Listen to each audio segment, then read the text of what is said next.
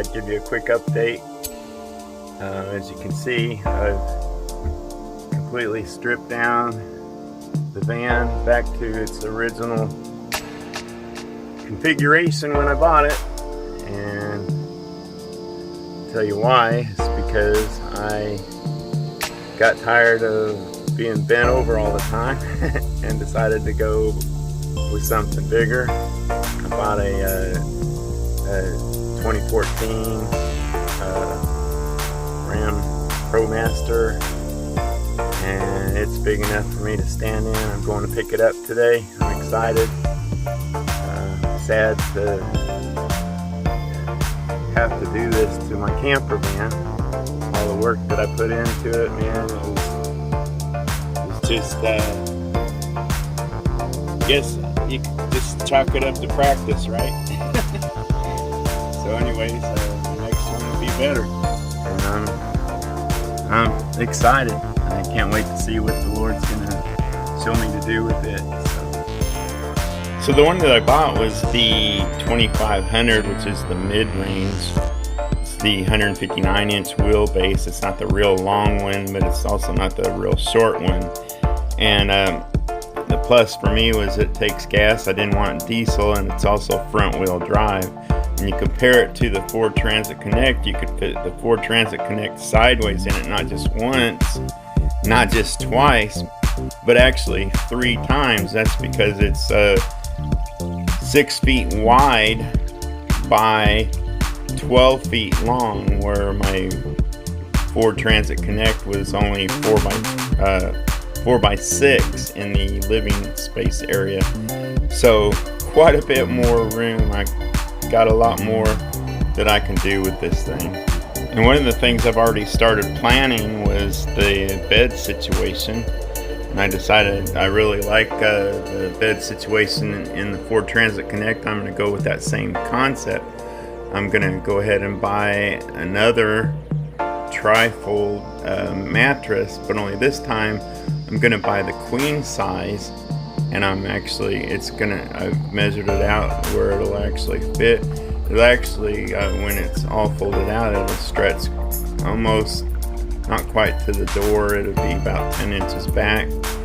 And but when folded up, it'll make a nice little bench, and it'll give a lot of extra room for sleeping.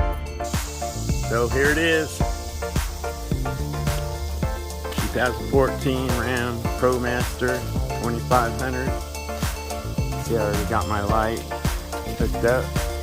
In case anybody didn't know, this isn't wired in. This is a solar panel light, and it's just stuck up here with magnets. That's how I had it on the old van. And when you turn it on, it's motion activated, and it's pretty awesome. Man, this thing just goes on and on. You can see door panels cracked, but of course I'm going to cover over all that. You won't see anything. But look at all that space, man. I cannot believe it.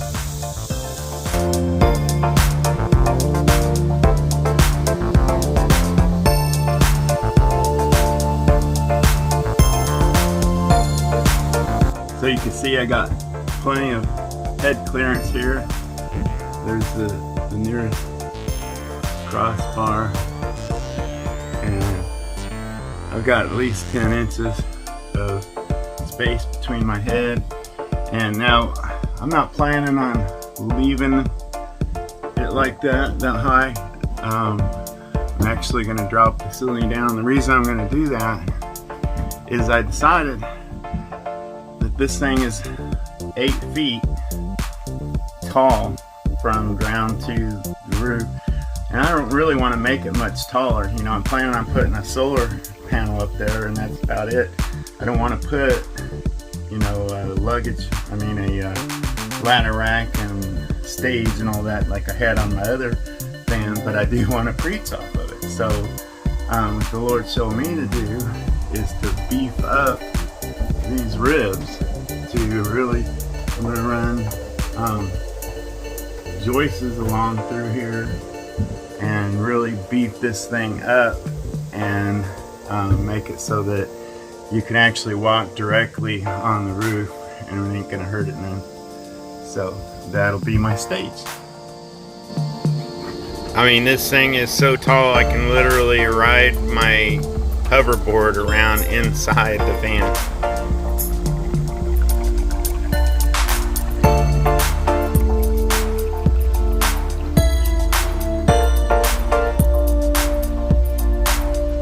So I've been driving this thing for a little while. That I wanted to give you guys a good idea what my gas mileage was going to be. I thought it was going to be absolutely horrible. You know, I pictured 14 miles, 13 miles a gallon or something crazy like that. And it's actually turned out quite amazing. In my Ford Transit, you know, they advertise the Ford Transit is supposed to get 23, 24 miles a gallon, and I could never really get more than 22. And I really averaged around 20 to 21 miles a gallon in that thing with all the weight and everything. And this thing, I've been driving it for a week, and what I've discovered is I get 19 miles a gallon in this thing, and that's not bad for such a huge van. And I mean, it just blew my mind away when I realized, you know, the gas mileage is really comparable to the Ford Transit Connect, that little tiny van, and it's amazing. So the Lord blessed me in that area. So I went out and bought this 150 quart cooler, this humongous cooler at Walmart yesterday. And here's my plan. You know, the cooler that I had, it was a 12 volt thermomatic cooler, and it just drained the battery. I don't want to have anything that's going to be sitting there draining the battery or operating when the vehicle is shut down. And my idea is, since I was already using ice and learned how to do it and do it well, I'm going to use this thing as my refrigerator. I mean, you can fit plenty of ice and food in there. I'm going to set it upright. I'm going to build shelving in it. I'll do a whole video on that when I get around to it. And I saw a video on YouTube how to turn any cooler into a Yeti cooler, and he claims that you can keep ice in any cooler frozen for up to 10 days. And so we're going to test that out, and I'll do a video on that whole thing when it comes time. But yeah, it's look at this thing when you stand it upright. It's basically the size of an average men's refrigerator. You know, pretty good size, and it's got a snout to hold it shut. And time I insulate it, put shelving in there, and I'll have one whole shelf up at the very top just to keep my containers of ice so that, you know, cold air goes down.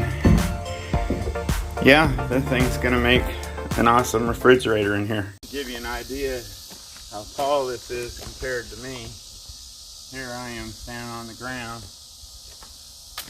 and yeah, this thing is huge. I mean, it's gonna be awesome. I can't wait to see what God's gonna show me to do with it.